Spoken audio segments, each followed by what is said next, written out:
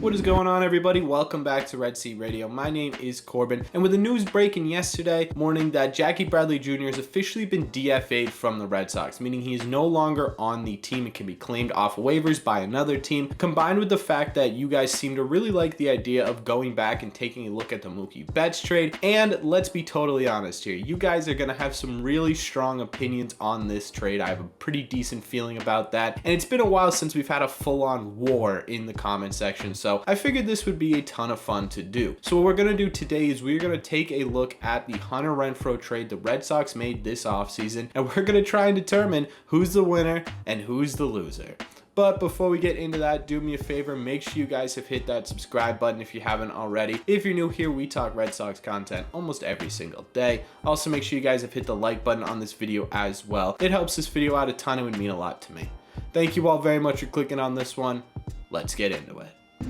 Okay, so before we truly get into this and deep dive into this trade to determine a winner or loser, I just want to remind you guys that this trade was at no point Hunter Renfroe for Jackie Bradley. This was Hunter Renfroe for two prospects, and Jackie Bradley Jr. was thrown in by the Brewers to relieve some of their financial commitments. Anyways, now that we remember that, let's look at the trade. Because this year, before the season started, the Red Sox traded Hunter Renfroe to the Brewers for Jackie Bradley Jr. and two prospects named Alex Binelas and David Hamilton. Since Hunter Renfroe was traded to the Brewers this year, he's been a little bit of a beast. In 264 at-bats this year, he has 19 home runs, 34 RBIs. He's batting .246 with a .508 slug and a .123 OPS plus. On top of all those statistics, when he came back to Fenway, he hit 2 home runs. He had a stretch where he hit 5 home runs in 6 games, and that probably would have been fantastic in the middle or bottom half of this order. But before we start all collectively losing our minds as to what could have been with Hunter Renfroe, let's take a look at what we got in return. The first person we're going to talk about is obviously at the major league level, Jackie Bradley Jr., who we knew coming into this season wasn't going to be some offensive superstar, and we were all correct. This year for the Red Sox, Jackie Bradley Jr. has an average of .210 with 3 home runs, 29 RBIs, a slug of .321, and an OPS plus of just 58. 58 means he's about half as good as the average hitter in the major leagues according to statistics. That is a little bit better than last year, I guess, where he had a 38 OPS plus, which is not exactly good at all. But at the same time, those 2 years are some of the worst hitting years of Jackie Bradley's career. Now, again, we know exactly what he can do on the field, and one of the interesting things about Jackie's time with the Red Sox this year was that at home, he was an absolute monster. He hit .288 at home with a .169 OPS plus, which is wild because that means he is absolutely terrible on the road, because if you average out .169 to get to 58, it's got to be something dreadful on the road. But either way, we still got a little bit of production out of Jackie Bradley Jr. It's not like he was a total waste of space his entire time here. As for the prospects we got in that trade, Alex Binelas started off really well in the minor leagues at the high A level. He hit .245 with a .851 OPS and 14 home runs.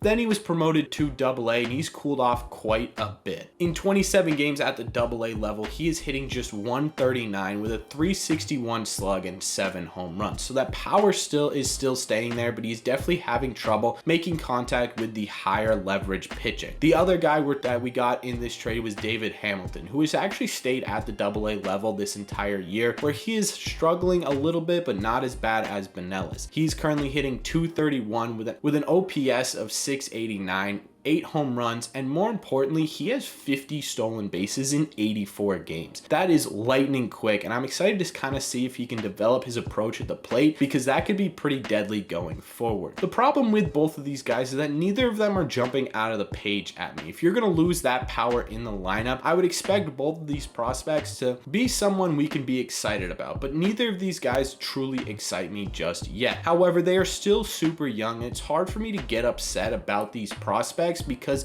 we aren't even going to start mentioning them coming to a major league level for 3, 4, possibly even 5 years. This was a move for the future and not for now. But when we're looking at the entire trade, you have to look at it as a whole, and that includes the major league level, because if the Red Sox had gone out and they had re-signed Schwarber, if they had signed Tommy Pham from the beginning of the year, if Michael Conforto didn't get hurt and the Red Sox were seriously interested in him and he ended up starting every day, I don't know if this trade would be as big of a deal as it is. But unfortunately, you didn't. You fed Jackie Bradley Jr. to the Wolves, and that's exactly what we saw. There's just simply no way in my mind that Jackie Bradley Jr. was traded before the lockout with the idea that Jackie is going to be the Red Sox starting outfielder every single game for this year. There's just simply no way that was their game plan. It couldn't have been. And as much as I love Jackie as a person and for what he did in 2018, we just simply knew that wasn't going to be enough to replace the power that Hunter Renfroe provided for this lineup. So you give up that power, you only get back some defense in return. Plus, on top of everything that happened with this team in terms of offense, where the entire team slumped and then got really hot, really cold, they've been up and down all year. Jackie Bradley Jr. being in that outfield only highlights the offensive struggle. Again, if you had gotten someone who could replace Hunter Renfroe's power, that isn't just Trevor Story, like re-signing Schwarber, getting Pham, Conforto, not that these guys were going to hit as well as Hunter Renfroe, but if that was the case, then you could kind of hide Jackie in that outfield a little bit.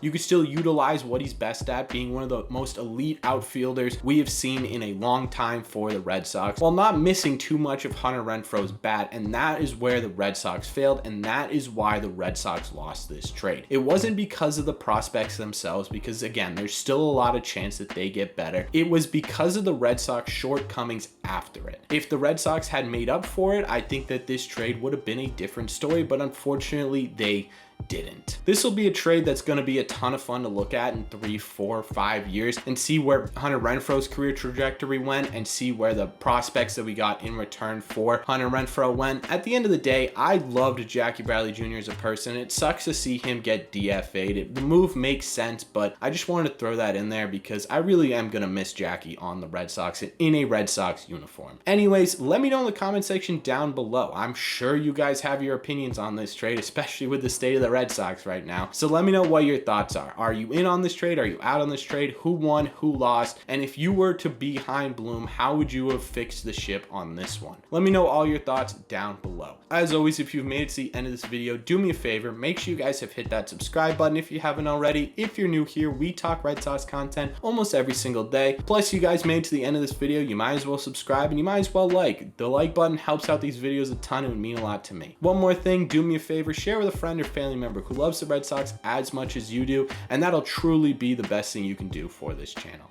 Thank you all very much for clicking on this one, and I will see you in the red seats.